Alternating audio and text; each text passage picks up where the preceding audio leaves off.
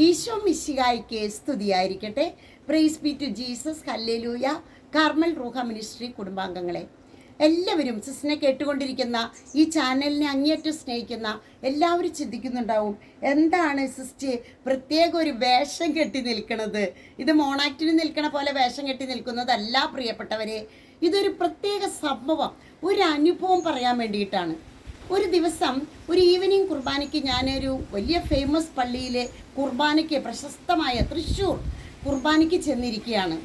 ഇരിക്കുമ്പോൾ കുറച്ചധികം സമയമുണ്ട്. ഒരു 4 ജപമാല ഞാൻ ചെല്ലാമെന്ന് വിചാരിച്ച് 4 ജപമാല ചൊല്ലിക്കൊണ്ടിരിക്കുമ്പോൾ ഒരു മകള്, ഒരു 26-27 മാരേജ് കഴിഞ്ഞിട്ടുണ്ട്, 26-27 വയസ്സ് പ്രായമുള്ള ഒരു മകൾ ചുരിദാറും ഷോൾ ഇങ്ങനെ ഇട്ടിരിക്കുന്നു.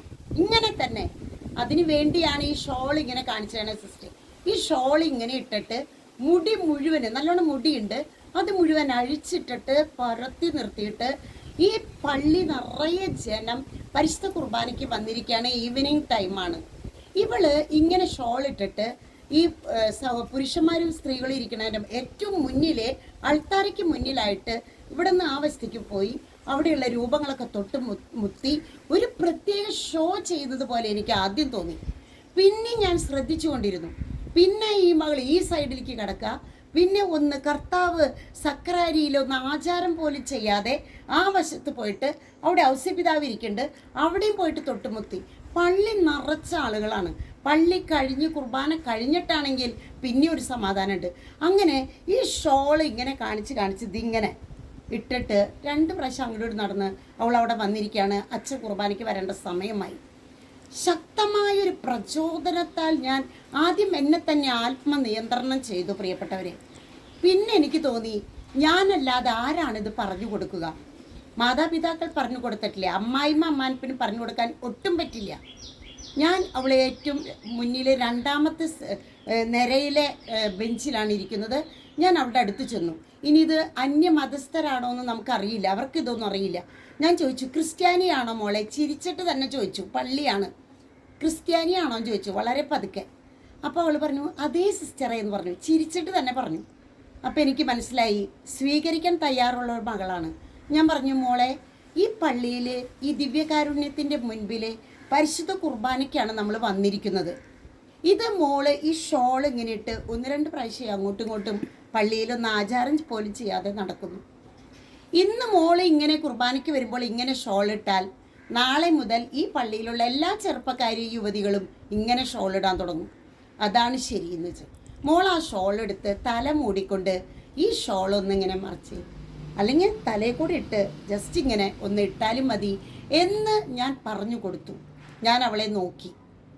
ഉടനടി അവൾ ആ ഷോൾ എടുത്ത് തലയിൽ കൂടി ഇട്ട് ഇങ്ങനെ 2ാം മുണ്ട് പോലെ ഇട്ടിട്ട് അവൾ കുർബാന കഴിയോളം നല്ല ബഹുമിടുക്കിയായിട്ടിരുന്നു. ഒരുപാട് സന്തോഷം തോന്നി എനിക്ക്, കാരണം അവൾ അത് സ്വീകരിച്ചു. അവളുടെ അടുത്തിരിക്കുന്ന സ്ത്രീകളൊക്കെ എന്നെ രൂക്ഷമായിട്ട് നോക്കുന്നുണ്ട്, എന്തോ ഒരു തെറ്റ് ചെയ്ത പോലെയാണ് നോക്കുന്നത്. പക്ഷേ എനിക്ക് അതിന് യാതൊരു ഭയവുമില്ല പ്രിയപ്പെട്ടവരെ.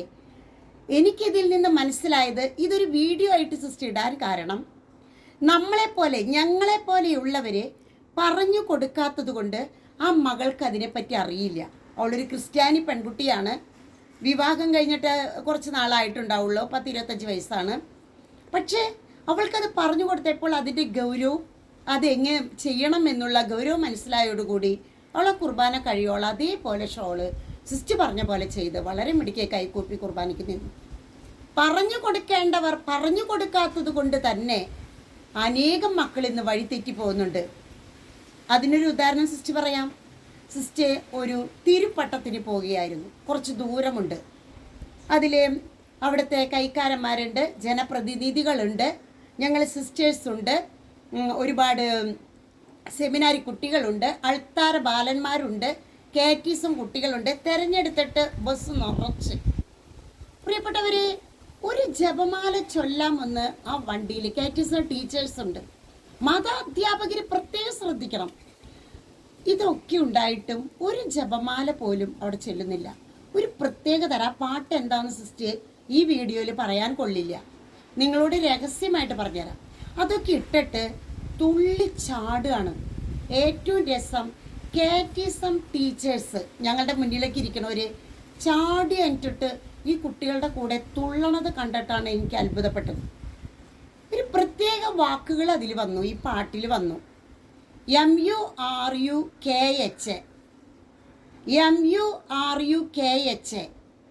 എന്ന വേർഡ് പലവട്ടം ആവർത്തിച്ച് ഈ ഇതിൽ അത് മലയാളത്തിൽ നിങ്ങൾ വായിക്കുക, പാടണുണ്ട്. ഇപ്പോൾ എനിക്ക് എൻ്റെ ആത്മനിയന്ത്രണം നഷ്ടപ്പെട്ടു.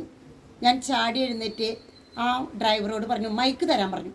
ഞാൻ അനൗൺസ് ചെയ്തു, നമ്മൾ നൊയമ്പ് പിടിക്കാൻ പോവാണ്, നമുക്ക് ഈ സമയം ഒരു ജപമാല ചൊല്ലി കാഴ്ചവെക്കാം. കാരണം നമ്മൾ തിരുപ്പട്ട സ്വീകരണം വലിയൊരു കർമ്മത്തിനാണ് പോകുന്നതും വരുന്നതും. ഒരു ജപമാല ചൊല്ലാം നമുക്ക്. അപ്പോൾ കുറച്ച് പേരൊക്കെ ഈ തുള്ളിയ കാറ്റഗറി ടീച്ചേഴ്സിൻ്റെ ഒരു ശബ്ദവും ഞാൻ ജപമാലയ്ക്ക് കേട്ടില്ല. അങ്ങനെയാണെങ്കിൽ അവർ ബാക്കിൽ ചെന്ന് ആ കാറ്റിസം പിള്ളേരോടും ആ ആൾത്താര ബാലന്മാരോടും ഈ ടീച്ചേഴ്സ്, ഈ സഹോദരിമാർ പറയേണ്ടതായിരുന്നു, സിസ്റ്ററുടെ കൂടെ നിങ്ങൾ ഉറക്കെ ജപമാല ചൊല്ലണമെന്ന്. എന്തുകൊണ്ട് കേരളത്തിലെ മക്കൾ, പ്രത്യേകിച്ച് തൃശ്ശൂര്, എന്തുകൊണ്ട് ഇങ്ങനെ വരുന്നു എന്ന് ഇതിൽ നിന്ന് നിങ്ങൾക്ക് മനസ്സിലാക്കാം. ഈ പറഞ്ഞ MURUKH എന്നുള്ള ആ വാക്ക് പലവട്ടം ആവർത്തിച്ചുള്ള ഈ പാട്ട് തന്നെയാണ് ഈ മത അധ്യാപകർ നിന്ന് തുള്ളിപ്പാടുന്നത്. സങ്കടകരമായൊരു, മറ്റ് ആർക്കും സങ്കടം തോന്നുന്നില്ലായിരിക്കാം ഈ കാലഘട്ടത്തിലെ, അതൊന്നും ഒരു പ്രസക്തി അല്ലായിരിക്കാം. പക്ഷേ സിസ്റ്റിന് അത് സങ്കടകരമാണ്. സിസ്റ്റിനെ അതിന് വേണ്ടിയിട്ടാണ് കർത്താവ് മാറ്റി നിർത്തിയിരിക്കുന്നത്. ലക്ഷങ്ങൾ സാലറി മേടിക്കേണ്ട സിസ്റ്റർ, AC ചെയറിലിരിക്കേണ്ട സിസ്റ്റർ തന്നെയാണ്. ഇങ്ങനെ പറഞ്ഞുകൊണ്ട് നടക്കാൻ കർത്താവ് നിയോഗിച്ച് തെരഞ്ഞെടുത്ത് മാറ്റി നിർത്തിയെങ്കിൽ, വിളിക്കുള്ളിലെ ഉൾവിളി കെട്ടി മാറ്റി നിർത്തിയിരുന്നെങ്കിൽ ഞാനിത് പറയേണ്ടതാണെന്ന് എനിക്ക് മനസ്സിലായി. ഇത് പലവട്ടം എനിക്ക് ഈ അനുഭവങ്ങളുണ്ടായി. സെയിം അനുഭവം പലവട്ടം ഇങ്ങനെ പോകുമ്പോൾ ഈ ഡിസംബർ മാസത്തിൽ സിസ്റ്റിനുണ്ടായി. പ്രിയപ്പെട്ടവരെ, വളരെ സങ്കടത്തോടു കൂടി പറയാണ്, എവിടെയാണ് നമ്മുടെ വിശ്വാസം, വാല്യൂസ്, മൂല്യങ്ങൾ, സന്മാർഗീയ ജീവിതം, ആത്മീയ ദാഹം, വിശപ്പ്, ആത്മീയ തീഷ്ണത, ഇതൊക്കെ എവിടെ കിടക്കണം? ഒരു മത അധ്യാപകർക്ക് ഇല്ലെങ്കിൽ. അതിലെ പ്രായം ചെന്ന ഒരു ജനപ്രതിനിധി പറഞ്ഞു, സിസ്റ്ററെ ജപമാല കഴിഞ്ഞപ്പോൾ ഞാനൊരു നല്ല ഭക്തി ഗാനം വെച്ചു, മൈക്കിൽ ഇങ്ങനെ എൻ്റെ ഫോണിൽ കൂടെ വെച്ചു, നല്ലൊരു പാട്ട്, താളമടിച്ച് തുള്ളിച്ചാടി പാടാവുന്ന പാട്ട്. ഞാനത് വെച്ചപ്പോൾ പെട്ടെന്ന് എന്നോട് നിർത്താൻ പറഞ്ഞത് ഒരു ജനപ്രതിനിധിയാ, അതും 70 വയസ്സായി അപ്പച്ചൻ. സിസ്റ്റർ അതൊക്കെ നിർത്ത്, കുട്ടികൾക്ക് തുള്ളിച്ചാടാൻ മറ്റേ പാട്ട് ഞങ്ങൾ വെക്കട്ടെ എന്ന്. പ്രിയപ്പെട്ടവരെ, നിങ്ങൾ കൊടുക്കുന്ന ഈ വിറ്റ സാക്ഷ്യം ഉണ്ടല്ലോ, പുതിയ തലമുറയെ നശിപ്പിക്കുകയാണ്. ഞാൻ ഈ പുതുതലമുറയല്ല കുറ്റം പറയാം. 70 വയസ്സായതും 60-65 വയസ്സായ മത അധ്യാപകരാണ് അതിൽ തുള്ളിച്ചാടുന്നത്. ആ വാക്കുകൾ കൂട്ടിച്ചേർത്ത് വായിക്കും നിങ്ങൾ, ഏത് പാട്ടാന്ന് മനസ്സിലാവും. ഞാൻ കേട്ടിട്ടില്ല. പ്രിയപ്പെട്ടവരെ, ഇതൊക്കെ ഒരു അരോചകമായിട്ട് തോന്നുന്നില്ലാന്ന്. ഈ അമ്പ് പെരുന്നാൾക്ക് അമ്പിൻ്റെ മുന്നിലെ പ്രദക്ഷിണം കൊണ്ടുപോകുമ്പോൾ തുള്ളിച്ചാടണ പോലെയാണ്.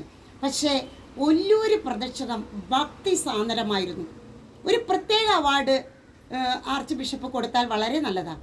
ഒല്ലൂര് പ്രദക്ഷിണം, സെബസ്ത്യാനോസിൻ്റെ ഒക്കെ 4 രൂപങ്ങൾ എടുത്തിട്ട് ജനം പട്ടുകുട പിടിച്ച് എന്തൊരു ഭക്തി സാന്ദ്രമായ അമ്പ് പെരുന്നാൾ ഞാൻ കണ്ടു. ഈ വർഷം സിസിന് ധ്യാനങ്ങളുണ്ടായില്ല, കൺകുളിർക്കെ കാണാൻ പറ്റി. ഭക്തി സാന്ദ്രമായിരുന്നു, കാണേണ്ട കാഴ്ചയായിരുന്നു. ഒല്ലൂര് പള്ളിയിലെ വികാരി അച്ഛനും കൊച്ചച്ചന്മാർക്കും വർഗീസ് കുത്തൂരച്ഛനും എഡ്വിൻ അച്ഛനും തേജസ് അച്ഛനും ആ കമ്മിറ്റിക്കാർക്കും ഒരു അവാർഡ് കൊടുത്താൽ വളരെ നല്ലതാണ്. ഞാൻ എൻ്റെ ഹൃദയം കൊണ്ട് അവാർഡ് തരുന്നു. അത്രയും ഭക്തി സാന്ദ്രം, എല്ലാ സ്ഥലത്തു നിന്നുള്ള പ്രദക്ഷിണ തേരുകളും ഭക്തി സാന്ദ്രമായിരുന്നു. മാതാവിൻ്റെ പാട്ട് ജപമാല റെക്കോർഡ് വെച്ച് കണ്ടു പഠിക്കേണ്ടതായിരുന്നു. നല്ല പഠിത്തങ്ങളും നമ്മുടെ നാട്ടിലുണ്ട്. പക്ഷേ ഇതുപോലെയുള്ള പഠിത്തങ്ങളും ഒക്കെ ഒന്ന് നിയന്ത്രിക്കാൻ നിങ്ങൾ തന്നെ, നിങ്ങളുടെ കൈകളിൽ ഞായറാഴ്ച കിട്ടുന്ന കുട്ടികൾക്ക് ആ ടെക്സ്റ്റ് ബുക്ക് മാത്രമല്ല, ഞാനും ഒരു കാലത്ത് കാറ്റിസം പഠിപ്പിച്ചിരുന്നതാണ്. ആപ്റ്റിറ്റ്യൂഡ് ടെസ്റ്റിലൊക്കെ ഫസ്റ്റ് മേടിച്ചതാണ് ആ പാരിഷിൽ, ഫൊറോനയിൽ. പ്രിയപ്പെട്ടവരെ, മത അധ്യാപകർക്ക് ഒത്തിരി ചുമതലകളുണ്ട്. എൻ്റെ അനിയത്തി ഒരു HM ആണ് കാറ്റിസത്തിൻ്റെ. എൻ്റെ അപ്പൻ കാറ്റിസത്തിൻ്റെ HM വർഷങ്ങളിരുന്നിട്ട് അവാർഡ് മേടിച്ചതാണ്. നമ്മൾ മക്കൾക്ക് കൊടുക്കേണ്ടത്, ഈ മത അധ്യാപകർക്ക് ഒത്തിരി ഉത്തരവാദിത്തങ്ങളുണ്ട്. പ്രിയപ്പെട്ടവരെ, ശ്രദ്ധിക്കാം, തിരുത്തേണ്ടത് തിരുത്താം, എല്ലാവർക്കും തിരുത്തേണ്ടത് തിരുത്താം. ആമേൻ.